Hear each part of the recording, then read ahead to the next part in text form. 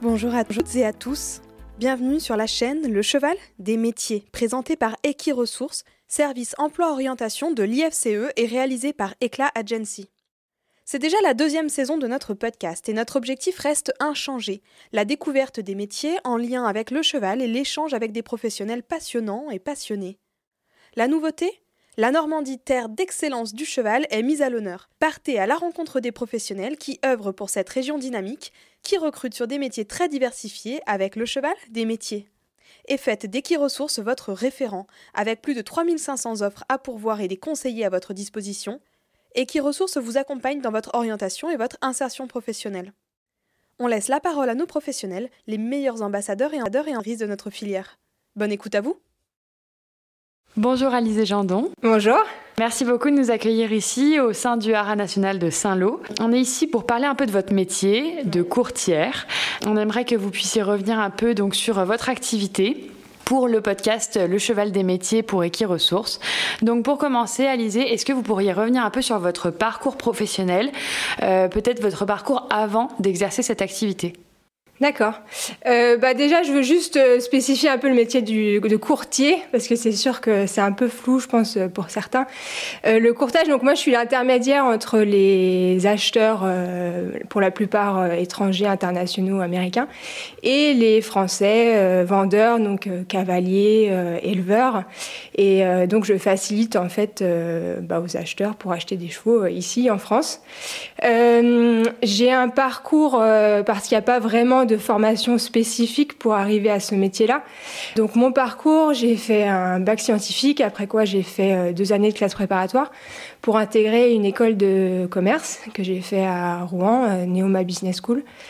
J'ai été donc diplômée d'un master en management avec une majeure entrepreneuriat.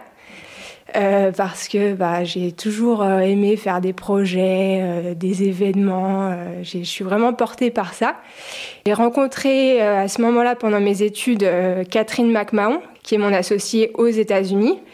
Et donc, on a développé ça, de vendre des chevaux à l'étranger. Bien qu'à ce moment-là, après avoir été diplômée, c'est pas que ça me faisait un petit peu peur de me lancer, mais c'est sûr que financièrement, quand on est étudiant, c'est pas facile. Et puis, il faut aussi se créer tout un réseau de clients. Puis, je voulais voir aussi ce que c'était de travailler en entreprise. Donc, j'ai travaillé pendant 4 ans, d'abord dans un cabinet conseil en ressources humaines et après un cabinet conseil en tout ce qui est système d'information. Donc j'ai appris énormément aussi de ces expériences et puis j'ai continué à développer en parallèle la vente de chevaux et ça a pris des proportions petit à petit plus grandes, ce qui m'a permis finalement de faire une rupture conventionnelle et de me lancer à plein temps sur cette activité-là. Donc voilà une composante un peu commerciale et après c'est plus le fait d'être assez curieux, de vouloir entreprendre qui m'a porté vers cette activité-là. J'imagine que vous étiez peut-être cavalière ou en tout cas proche des chevaux pour avoir eu un peu le déclic et vous lancer aussi dans le milieu équestre. Ouais, j'ai toujours été cavalière amateur. Après, mes parents, ma famille, on n'est pas du tout du monde du cheval. J'ai toujours été passionnée. Par contre, j'avais pas vraiment d'expertise comme j'ai pu le développer progressivement. Même Catherine, mon associée, elle avait fait une formation aussi plus liée à l'entraînement des chevaux, le hunter aux États-Unis. Mais on n'est pas vraiment issus de ce milieu-là, familialement en tout cas. Et donc du coup, à quel moment et comment est-ce que vous avez découvert ce métier ou en tout cas que vous vous êtes dit que vous alliez vendre des chevaux et notamment vendre des chevaux aux États-Unis ? Alors, ça a commencé en fait en Russie, par loin. J'ai fait un semestre d'échange à Moscou et là-bas, j'ai visité des écuries et je me suis dit, c'est incroyable, ils achètent beaucoup de chevaux en Allemagne, en Hollande, mais pas du tout en France, alors que la culture russe, ils aiment beaucoup tout ce qui est français, c'est un côté assez prestigieux et ils aiment bien acheter des produits en France. Et je me suis dit, pourquoi pas essayer de leur vendre aussi des chevaux français. Et donc je m'étais dit ce serait bien de développer ça, un service un peu pour faciliter aux acheteurs d'acheter en France des chevaux.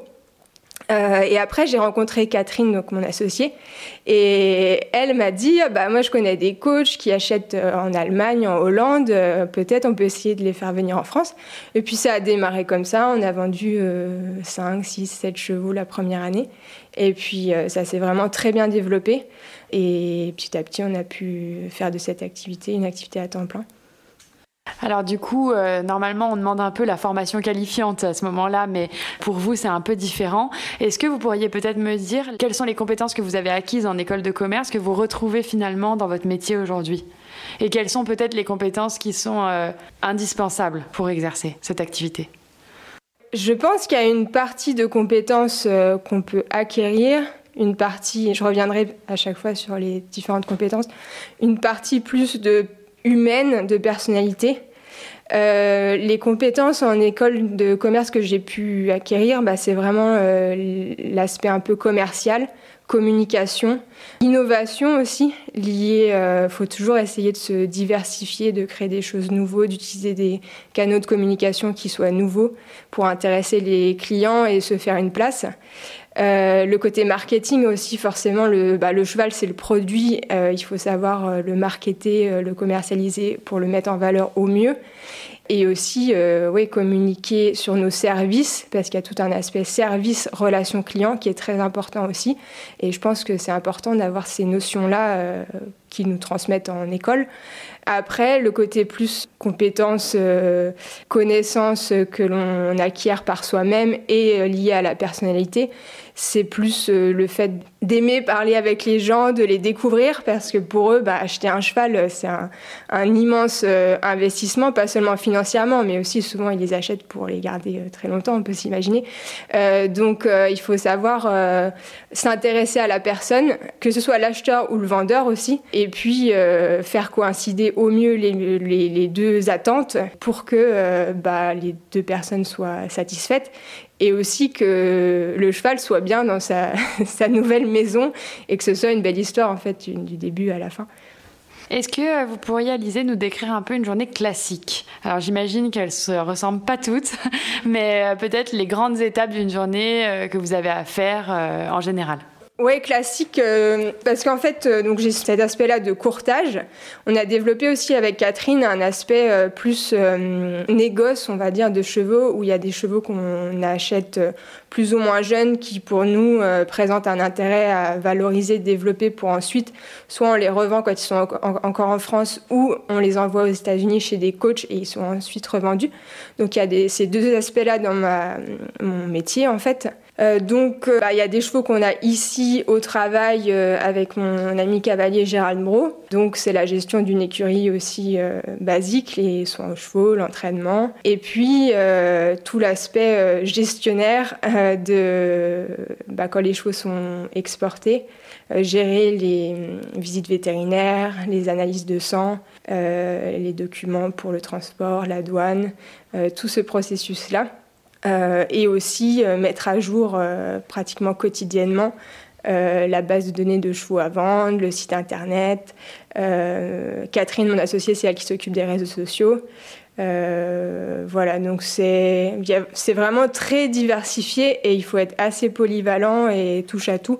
Et je pense que c'est super aussi d'avoir, non seulement d'aller voir concours des 3 ans, trouver des 3 ans pour des clients, mais aussi aller sur des clients qui vont trouver qui cherchent des chevaux pour un junior ou des chevaux qui font un grand prix, essayer de repérer ces chevaux-là aussi. C'est vraiment très varié et c'est ça que j'adore dans ce que je fais. Est-ce que vous pourriez me dire, Alizée, quels sont d'après vous les avantages et les inconvénients de ce métier ? Il y a un côté toujours un peu challenge, plus ou moins avec certains clients ou certains vendeurs, selon les personnalités. Des fois, on se trouve dans des situations un peu difficiles. Pourtant, on essaye d'expliquer, de formater, de formaliser au mieux les demandes de chacun. Mais il peut y avoir des choses aussi, donc on n'a aucun appui dessus. un cheval qui va être positif à la pyroplasmose ou ce genre de choses. Et finalement, tout le monde est un peu déçu.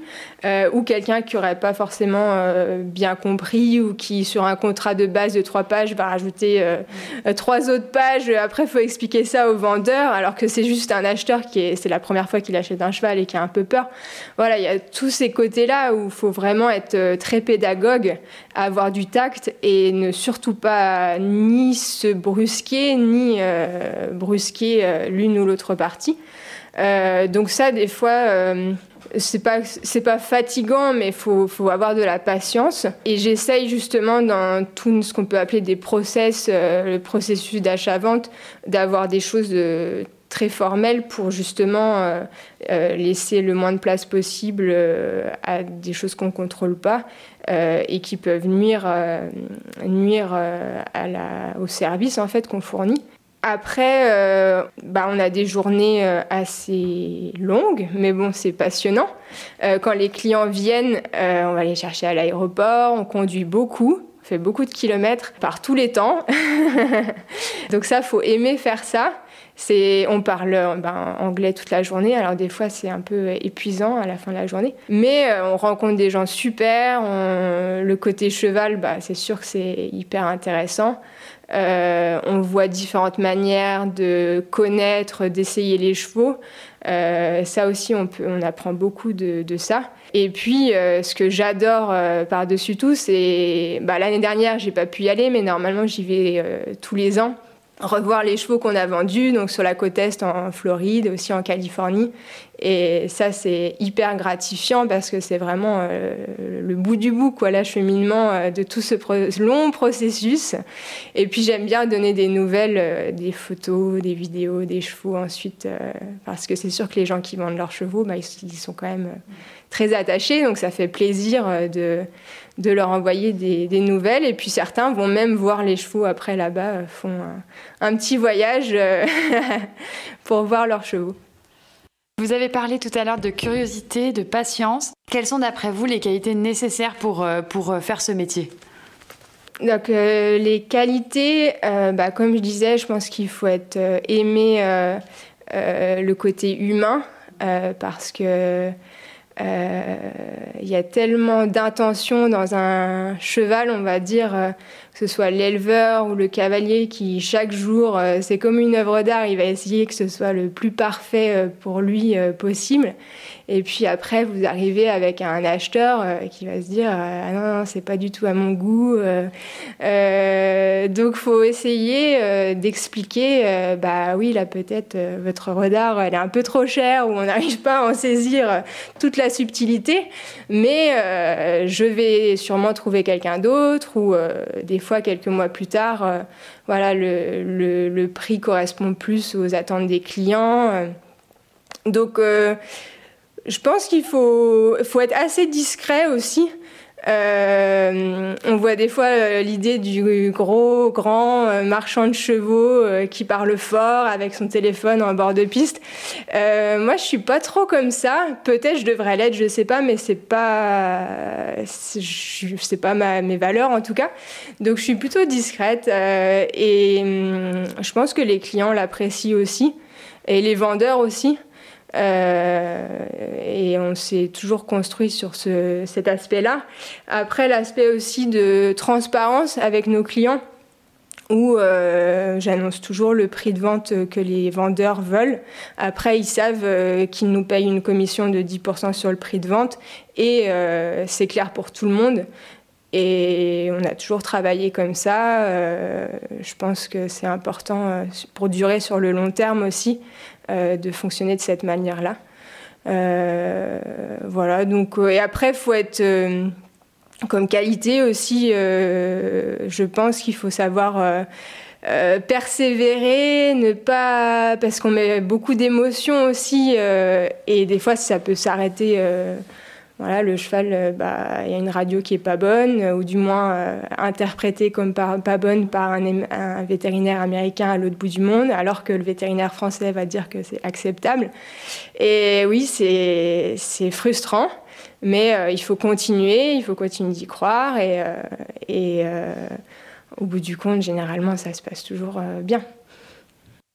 Est-ce que vous pourriez nous dire quelles sont d'après vous les projections que vous pouvez faire de ce métier et notamment de la vente de chevaux à l'étranger, que ce soit aux États-Unis ou en Allemagne ou voilà, dans d'autres pays?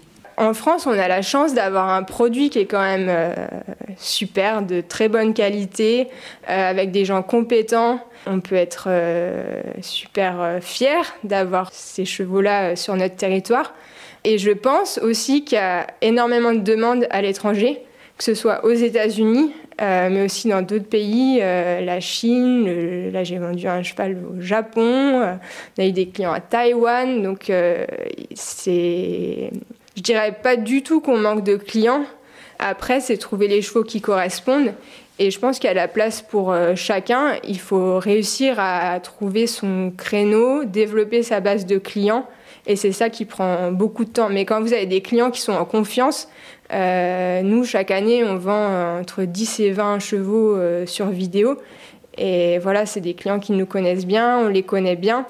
Et maintenant, tout roule, on va dire. Le plus long, c'est de développer son réseau de clients. Donc, je pense qu'il y a la place pour de nouvelles personnes à l'avenir. Il faut créer un petit peu sa marque de fabrique et puis développer ce côté-là avec un vrai noyau dur de clients. Pour notre part, c'est beaucoup des professionnels qui revendent après avec des clients amateurs. Et ensuite, il y a aussi des clients amateurs qui viennent avec leur coach. Mais essayer, oui, d'avoir un réseau de clients qui reviennent récurrents, parce que c'est ça sur lequel vous vous appuyez chaque année pour vivre de cette activité. C'est sûr. Et justement, pour ces nouveaux courtiers, ces nouvelles personnes qui pourraient entrer dans cette sphère, dans cette activité, est-ce que vous auriez des conseils à leur donner? Les premiers conseils peut-être pour se lancer? Les premiers conseils que je pourrais donner, c'est d'abord de discuter avec les gens du métier, qui soient courtiers, mais aussi avec qui vous travaillerez quotidiennement. Donc, c'est les éleveurs, les cavaliers, connaître votre produit, parce que vous allez vendre ces chevaux-là à des personnes, pour la plupart professionnelles, qui travaillent au quotidien à valoriser des chevaux. Et donc, il faut que vous soyez, vous, capable de dire ce cheval-là, il présente ses qualités, ses défauts à ce moment T. Par contre, je pense qu'il va évoluer avec tel travail dans votre programme. Peut-être dans 6 mois, il sera un chouette cheval de hunter que vous pourrez vendre à votre petite cavalière amateur. Donc voilà, vraiment réussir à avoir ce côté expertise sur un cheval et se dire, certes, maintenant, c'est pas ce produit fini-là. Par contre, avec votre client qui a telle expertise aussi, va pouvoir l'entraîner et en faire un cheval de tel niveau d'obstacle ou de hunter. Donc, ce côté, voilà, être sur le terrain, avoir un peu la fibre cavalière, connaître les sensations qu'on a en montant à cheval. Je suis cavalière amateur, mais je pense que ça me donne aussi énormément, parce que il y a des clients amateurs qui viennent essayer des chevaux et c'est difficile quand on essaye un cheval dans un cadre qu'on connaît pas, avec des personnes qu'on connaît pas. C'est hyper déstabilisant, donc il faut savoir dire, expliquer, oui, c'est sûr, c'est délicat, mais vous allez y arriver. Voilà, ce côté rassurant qui est hyper important aussi pour que l'essai se passe bien, parce que vous pouvez avoir un cheval qui correspond, vous le savez, mais le client est pas à 10 heures de décalage, se sent pas très bien et vous allez rater l'essai. Donc il faut vraiment prendre les choses en main et puis rassurer tout le monde et mettre tout le monde dans les meilleures conditions pour essayer le cheval.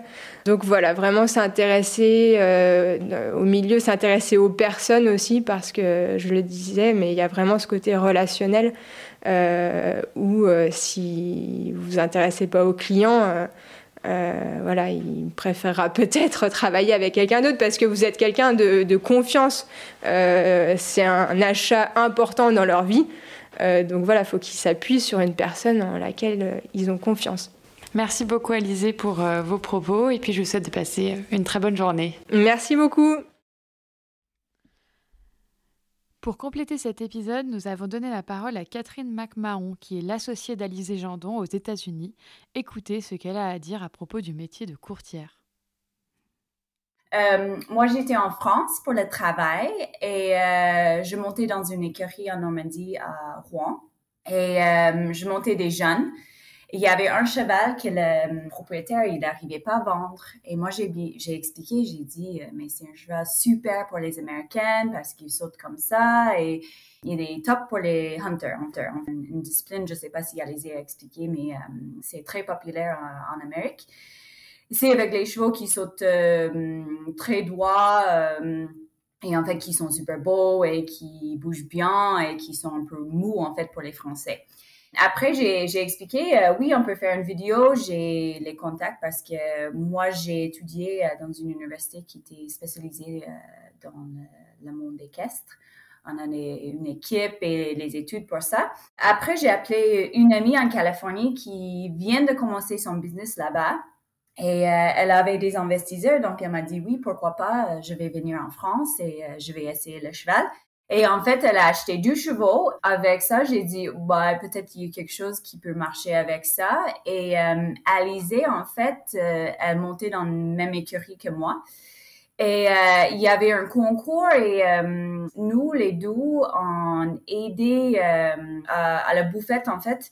On vient de commencer de parler et elle m'a expliqué, oui, j'aimerais bien vendre les chevaux en Russie. Et moi, j'ai dit, OK, je connais pas le marché là-bas, mais écoute, je sais que vous connaissez bien le marché français et j'ai des amis et des personnes en Amérique qui aimeraient bien acheter en France. Et ça a commencé comme ça. Et après, c'est certain que c'était très difficile les premières années parce que Alizée connaît pas mal des jeunes qui vendaient les chevaux ou les éleveurs, les propriétaires, les cavaliers, tout ça. Mais on n'était pas du tout connus, donc il y avait beaucoup de personnes qui n'avaient pas du tout confiance en nous. Et donc on a vraiment travaillé super fort, probablement les 3 premières années, je pense.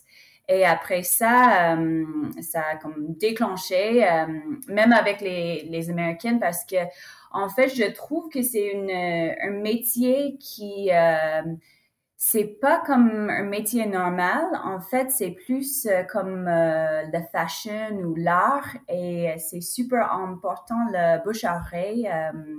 Tout le monde est pas comme ça, et c'est pas, oui, ça aide le social media et tout ça, mais c'est vraiment une niche. Et c'est super important, la réputation et tout ça, parce que sinon, ben, ça marche pas.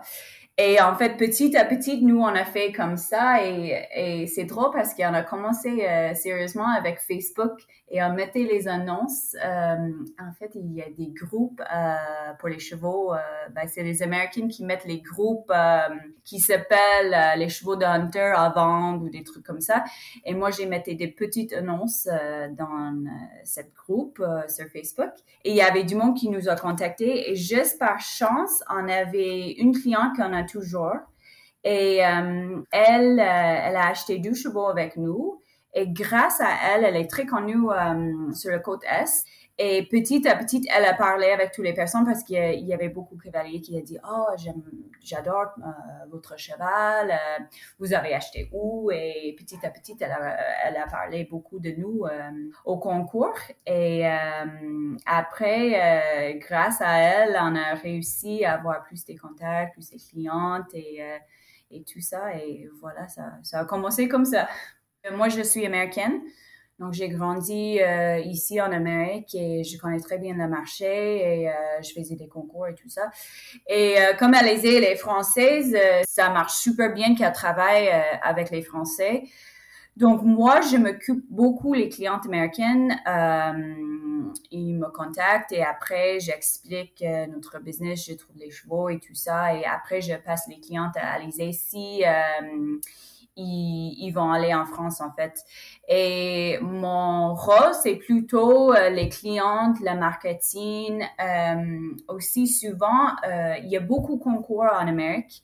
Et ça change en hiver. C'est comme en France, tout le monde y va en Espagne. Et nous, ici, c'est Floride et Californie. Donc là, maintenant, c'est la période que je voyage beaucoup en Californie et Floride pour voir tous les clientes.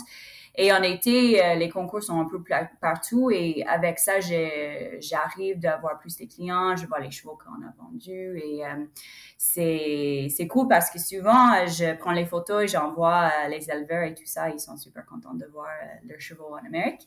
Et Alizée, elle s'occupe plus les éleveurs, les Français. Elle prend les rendez-vous pour les visites d'achat. Elle fait tous les trucs de éleveurs et côté propriétaire. Moi, je traduis souvent les visites d'achat. J'envoie des vidéos et tout ça. Donc, je pense que ça marche très bien parce que les Américains, ils ont confiance à une autre Américaine qui connaît le marché. Et après, les Français, Alizée, comme elle est française, elle connaît très bien comment parler, comment négocier. Parce qu'en fait, au niveau de différences culturelles, il y a une vraie différence. Et je pense que si une Américaine parle avec une Française qui connaît pas très bien comment les deux marchent, la culture et tout ça, et les négociations, le business, ça marche pas très bien. Et avec nous, ça passe avec un réseau américain à le français et ça marche comme ça, quoi.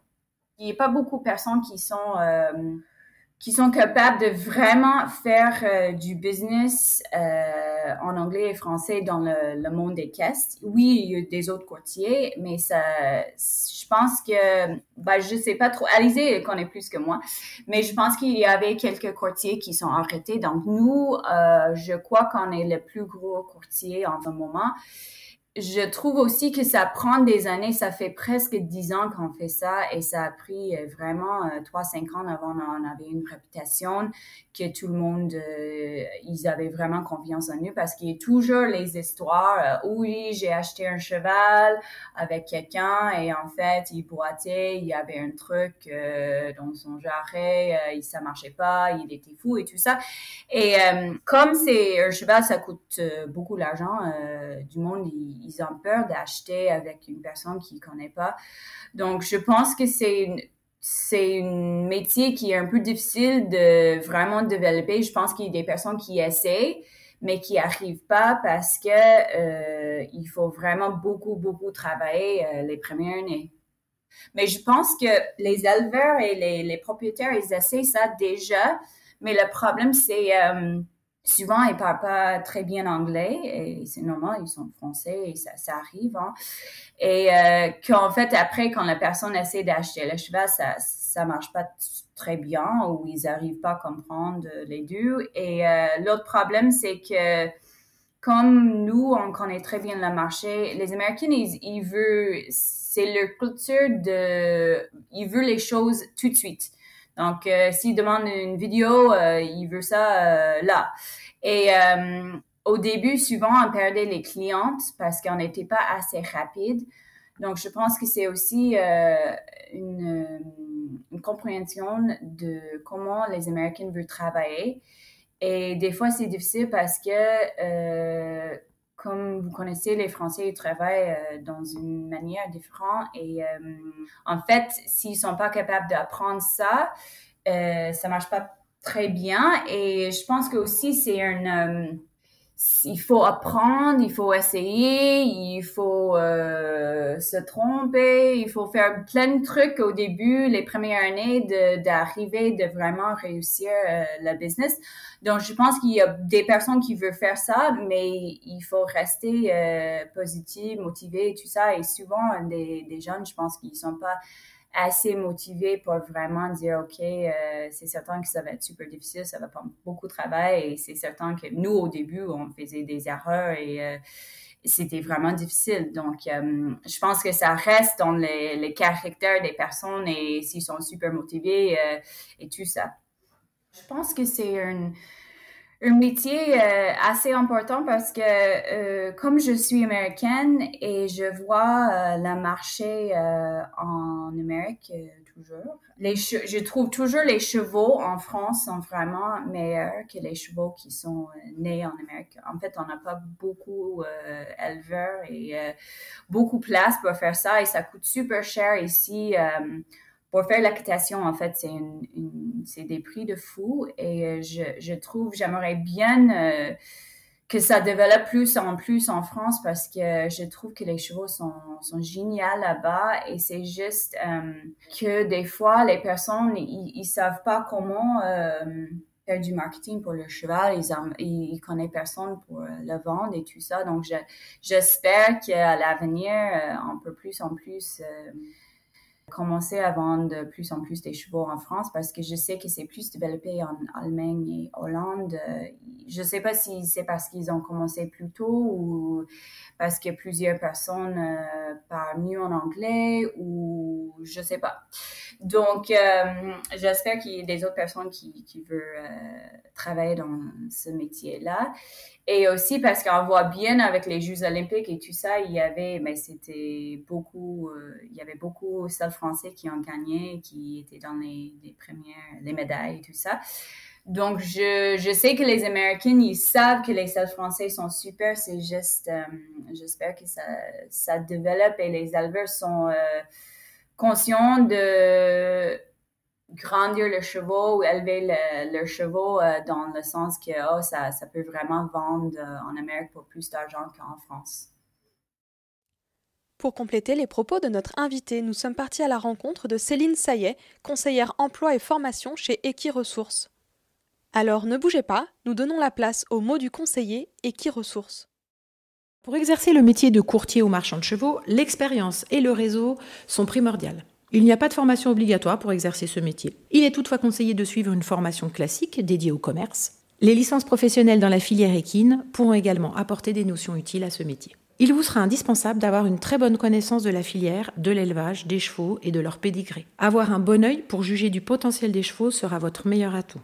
Il faut être passionné par l'actualité sportive, avoir un excellent relationnel et une véritable fibre commerciale. Il faut accepter d'être très souvent en déplacement pour aller à la recherche de nouveaux talents, dans les élevages, les structures équestres, les concours hippodromes ou dans les ventes. Le courtier doit également maîtriser les outils de communication, réseaux sociaux, sites internet, car il est indispensable d'avoir une belle vitrine.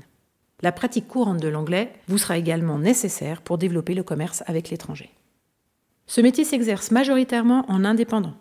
Il est souvent une activité secondaire. La plupart des marchands de chevaux sont aussi des cavaliers professionnels, entraîneurs et ou éleveurs qui valorisent et vendent leurs chevaux. Dans le secteur des courses, le courtier peut travailler pour plusieurs éleveurs. La rémunération est bien sûr très variable car elle est indexée sur les ventes que vous réaliserez. Pour en savoir plus, vous pouvez consulter la fiche métier marchand de chevaux sur le site equiresources.fr. Et n'hésitez pas à contacter les conseillers d'Equiresources pour vous accompagner dans votre orientation. Cet épisode vous a été présenté par Equiresources, service de l'IFCE. Nous tenons à remercier notre invité du jour ainsi que tous les partenaires d'Equiresources, la région Normandie, le pôle Hippolia, le pôle emploi, la FASEC, la PECITA et le Conseil des chevaux de Normandie. Le cheval, des métiers, une production Éclat Agency.